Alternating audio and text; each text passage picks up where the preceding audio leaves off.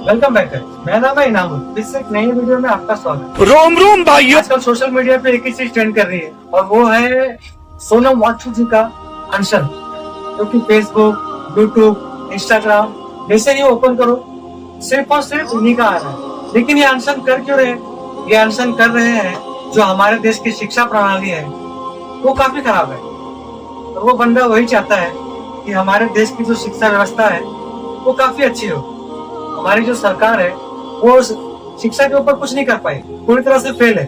जो अभी नीट का जो पेपर लीक हुआ उसमें कई सारे स्टूडेंट मारे गए, लेकिन हमारी जो सरकार है वो ठस से मस नहीं हुई, उससे कोई फर्क नहीं पड़ता है। सरकार तो चाहती है कि आजकल के जो युवा है, जो बच्चे है, वो अनपढ़ ही रहे, वो पढ़े ही नहीं। सरकार एजुकेशन के ऊपर कुछ नहीं बोलती है, जबकि अगर देश को हाई लेवल पे ले जाना है सबसे पहले शिक्षा अच्छी होना चाहिए। हमारे देश का यही खराब है। हमारे देश का जो राजा है वो ये चाहता ही नहीं है कि शिक्षा अच्छा हो। शिक्षा के बारे में बात नहीं करेंगे। तो जो सोनम वांगचुक जी ने जो अनशन किया है, वो नीट का पेपर लीक हुआ था, इसी वजह से उन्होंने अनशन किया।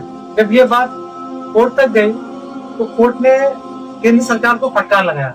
कोई बंदा अनशन पे बैठा है, तुम उसकी तरफ ध्यान नहीं दे रहे हो, तो सरकार को एक मुद्दा मिल जाता है, सोनम वांगचुक को उठाकर मतलब लपेट कर तो ले जाते हैं। लेकर भी जाते हैं तो गाली देकर ले जाते हैं, चल साले वो बहुत हो गया तेरा। एक बंदा अनशन पर बैठा है और दिल्ली की जो पुलिस है वो उनको उठा के ले जाती है समेट कर। जैसे होता है ना कि बॉडी लपेट कर ले गए, वैसा लपेट कर उनको ले जाती है अस्पताल। लेकिन वो बंदा इतने दिनों तक अनशन पर बैठा रहा। सभी को उनका साथ देना चाहिए। देखिए, ये बंदा सोनम वांगचुक ऐसा बंदा है जिसके ऊपर 3 इडियट फिल्म भी बनी थी, जो रैंचो के नाम से काफी फेमस हुआ। आज भले से आमिर खान ये ना कहे ये फिल्म उसके ऊपर नहीं बनी थी, लेकिन सच्चाई यही है, जो 3 इडियट फिल्म है वो उसी बंदे के ऊपर बनी है। आज आमिर खान को बोलने को तैयार नहीं। क्यों? अगर वो बोलेगा तो सरकार उसको जेल में डाल देगी। सरकार के खिलाफ भाई कोई भी बोलो, सीधा जेल। भाई देश का राजा कैसा होना चाहिए? देश का असली राजा वो होता है जो पूरी प्रजा को साथ में लेके चले। राजा को ये चाहिए कि वो अपने लोगों का ख्याल रखे। हमारे देश का राजा जानते हो कैसा है? अकबर और बीरबल की तरह। अकबर हमारे देश का राजा है और बीरबल उसका सहयोगी है, जो उसको सलाह देता है क्या करना है, क्या नहीं करना है, किसको रखना है, किसको निकालना है। खैर, असली राजा वही होता है जो अपनी प्रजा को साथ में लेके चले। लेकिन हमारे देश का जो राजा है वो लोगों को सलाह देता है कि आप पेट्रोल कम यूज करिए, डीजल कम यूज करिए, बिजली कम यूज करिए, यहाँ तक कि घर में जो पंखा लगा है उसको भी कम चलाइए।